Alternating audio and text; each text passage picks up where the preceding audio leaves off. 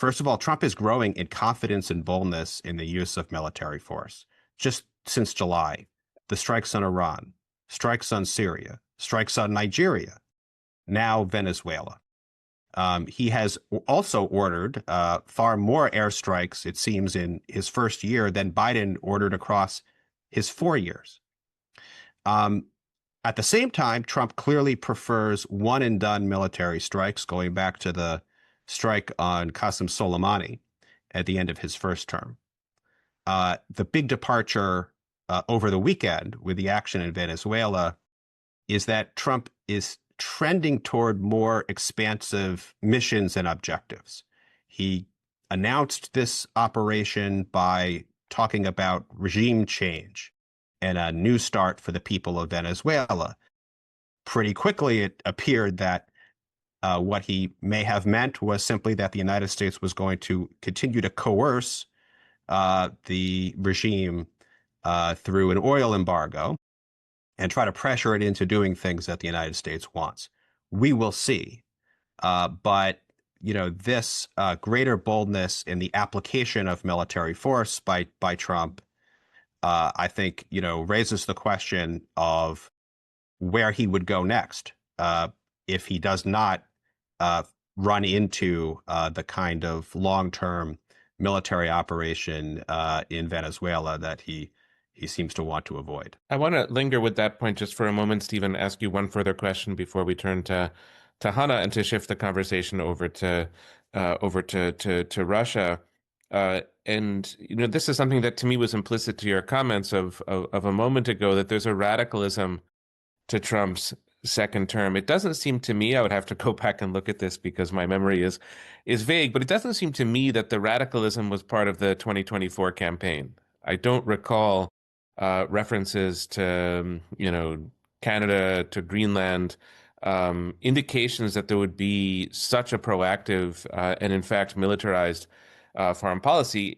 You can actually find many comments going in a different direction, as you said. Jana's faced with the inaugural address, but the campaign seemed to indicate that this would be a continuation of Trump's first term, and if anything, a kind of doubling down on the restraint ethos that Trump and people around him had articulated at various points, in addition to other, sort of storylines and trajectories that you get from Trump world. Before we turn to Hannah, just a few thoughts about radicalism, because I do think it matters for how Russia responds, not just to Venezuela, but how Russia responds to the United States at this moment. Do you have a sense of what could explain this? You mentioned President Trump's growing self-confidence. That has to be one factor, but I wonder if there aren't other factors that would be pertinent to the conversation. Well, I think you're right that this is basically a surprise. If you go back to the election, Trump essentially ran on a more restrained military role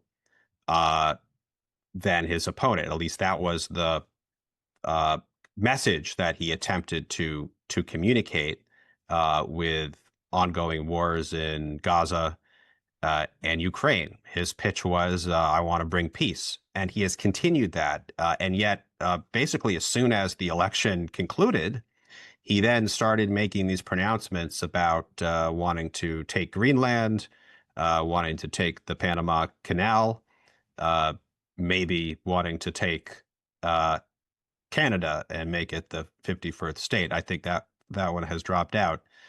But what we've seen over the past year is now, I think, a full-throated attempt to reassert the Monroe Doctrine in the Western Hemisphere. As Trump said, announcing the operation against Maduro, he wants American dominance of the Western Hemisphere to be unquestioned. You could go back and you can see roots of this thinking in his first term. He expressed acquisitiveness toward Greenland in his first term, but then it went away. And so I think what we're seeing is, he has captured the imaginations of a certain number of Americans with the idea that the United States should again be an expanding country. I think that cannot be discounted. And then he has, on a bureaucratic level, identified the Western Hemisphere as an area where the deeply divided elements of his administration when it comes to foreign policy more or less converge, or they don't have major objections. And so I think ever since the boat strikes began over the fall, it's become quite clear that the administration is pursuing a militarized approach to Western Hemisphere affairs, and the Venezuela operation now makes that extremely stark.